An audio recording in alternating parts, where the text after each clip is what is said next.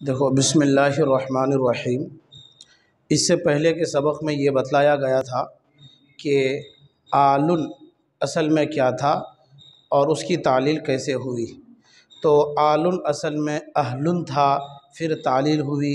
اسی طریقے سے بعض حضرات کا یہ کہنا تھا کہ آلن اصل میں اولن تھا، اس میں بھی تعلیل ہوئی اور دونوں میں تعلیل ہونے کے بعد شکل ایک رہ گئی، ایک ہی بنی اور وہ آلن۔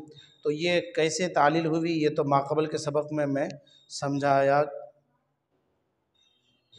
آج کے سبق میں مجھے یہ بتانا ہے کہ یہ آلن اور اہلن دونوں میں فرق کیا ہے۔ آلن اور اہلن دونوں میں فرق کیا ہے، آج کے سبق میں یہ بتلایا جائے گا۔ علامہ سعد الدین تفتازانی رحمۃ اللہ علیہ، یہ نام سنے کبھی؟ علامہ سعد الدین تفتازانی، یہ مختصر المعانی ایک کتاب ہے جو پنجم میں پڑھائی جاتی ہے، دیکھے ہو نا مختصر المعانی، یحییٰ لوگ جو پڑھتا ہے۔ اسی طریقے سے ایک اور کتاب ہے شرح عقائد جو ہفتوں میں طلبہ پڑھتے ہیں۔ تو حضرت علامہ سعد الدین تفتازانی رحمۃ اللہ علیہ، انہوں نے مختصر المعانی کتاب تصنیف کی اور انہوں نے ہی شرح عقائد، عقیدے کی بڑی اہم کتاب تصنیف کی عربی میں، جو ہفتم کے سال پڑھائی جاتی ہے، موقوف علیہ میں، مشکات کے درجے میں، ٹھیک ہے۔ تو علامہ سعد الدین تفتازانی رحمۃ اللہ علیہ، صاحب مختصر المعانی اور صاحب شرح عقائد، انہوں نے آلن اور اہلن کے درمیان فرق ظاہر کیا ہے۔ آلن یعنی یہ آل اور اہل دونوں میں کیا ظاہر کیا ہے؟ فرق ظاہر کیا ہے۔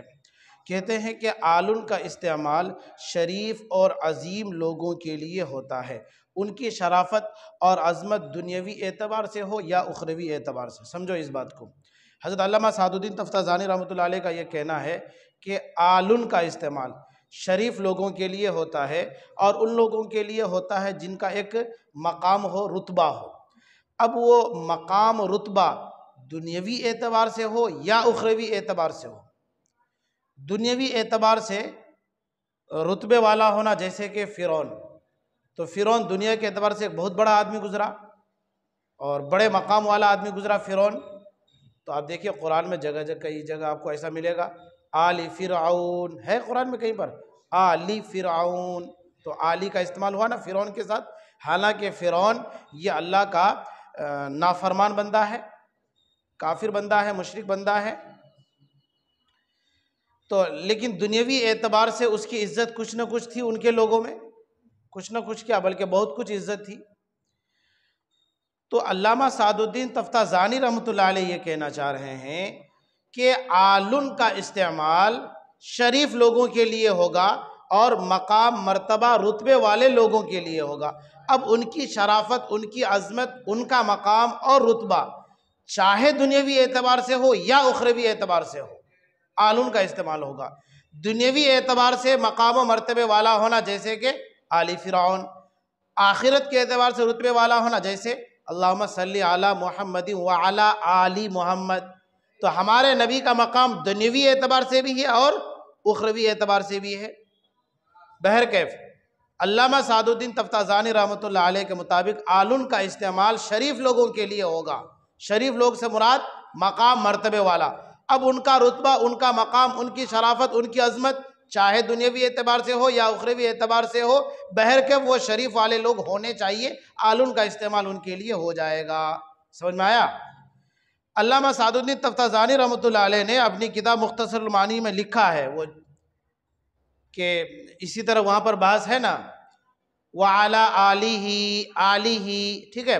تو آلِهِ جو آیا اس کے بعد حضرت علامہ سعد الدین تفتازانی رحمۃ اللہ علیہ نے شرح کرتے ہوئے لکھا خُصَّ استعمالُهُ فِي الْأَشْرَافِ، کہ آلن کا استعمال خاص ہے شریف لوگوں کے لیے۔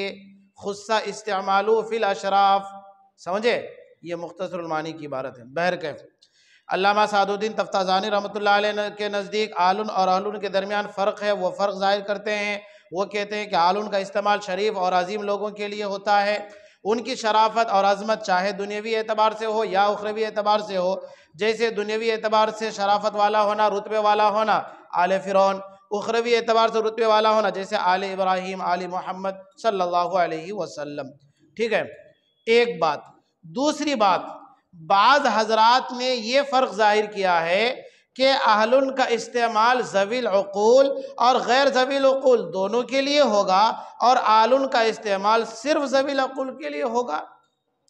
دوسری بات یا دوسری رائے یا دوسرا قول کہہ لیجئے، بعض حضرات نے آلن اور اہلن کے درمیان فرق کیا ہے کہ اہل کا استعمال ذوی العقول اور غیر ذوی العقول، ذوی العقول اور غیر ذوی العقول دونوں کے لیے ہوتا ہے۔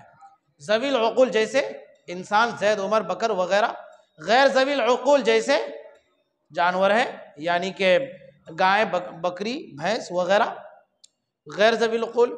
تو اہلن کا استعمال ذوی العقول اور غیر ذوی العقول دونوں کے لیے ہوتا ہے، اور آلن کا استعمال، یہ جو آل ہے، آلن کا استعمال صرف ذوی العقول کے لیے ہوتا ہے، غیر ذوی العقول کے لیے نہیں ہوتا ہے۔ یہ دوسرا قول ہے، اور دوسرے بعض حضرات کا یہ کہنا ہے۔ نمبر 3، تیسرا قول، بعض حضرات نے یہ تیسرا فرق بھی بیان کیا ہے کہ آلن کا استعمال صرف مذکر کے لیے اور اہلن کا استعمال مذکر و مؤنث دونوں کے لیے ہوتا ہے۔ سمجھے؟ تیسرا قول کیا؟ کہ آلن کا استعمال صرف مذکر کے لیے اور اہلن کا استعمال مذکر و مؤنث دونوں کے لیے ہوتا ہے۔ سمجھ گئے نا؟ تو یہ آلن اور اہلن کے درمیان فرق ہے، اور اس سلسلے میں میں نے آپ کے سامنے 3 اقوال نقل کیے ہیں۔ پہلا قول علامہ سعد الدین تفتازانی رحمۃ اللہ علیہ، دوسرا قول وہ بعض حضرات کا ہے، اسی طرح سے تیسرا قول بھی وہ بعض حضرات کا ہے۔ اور پہلے قول میں علامہ سعد الدین تفتازانی رحمۃ اللہ علیہ کا یہ کہنا ہے کہ آلن کا استعمال وہ اشراف شریف لوگوں کے لیے خاص ہے، چاہے آلن ان کی شرافت اور عظمت دنیوی اعتبار سے ہو یا اخروی اعتبار سے۔ اور بعض حضرات نے جو یہ فرق ظاہر کیا، دوسرا قول، اس میں کیا ہے کہ اہلن کا استعمال ذوی العقول غیر ذوی العقول دونوں کے لیے ہوگا، اور آلن کا استعمال صرف ذوی العقول کے لیے ہوگا، غیر ذوی العقول کے لیے نہیں ہوگا۔ اور تیسرا قول میں نے اس میں یہ بتلایا کہ آلن کا استعمال صرف مذکر کے لیے اور اہلن کا استعمال مذکر و مؤنث دونوں کے لیے ہوگا۔ یہ ساری باتیں مختصر المعانی کی شرح تکمیل الامانی صفحہ نمبر 29 میں حضرت مولانا جمیل صاحب سکروڈوی رحمۃ اللہ علیہ، وہ میرے استاذ ہیں، انہوں نے اپنی کتاب میں اس کو بیان کیا ہے، اور میں نے وہیں سے آپ کے سامنے اقتباس کر کے پیش کیا ہے۔ تو اس کو اچھی طرح سے ذہن میں رکھ لیجئے گا، ٹھیک ہے؟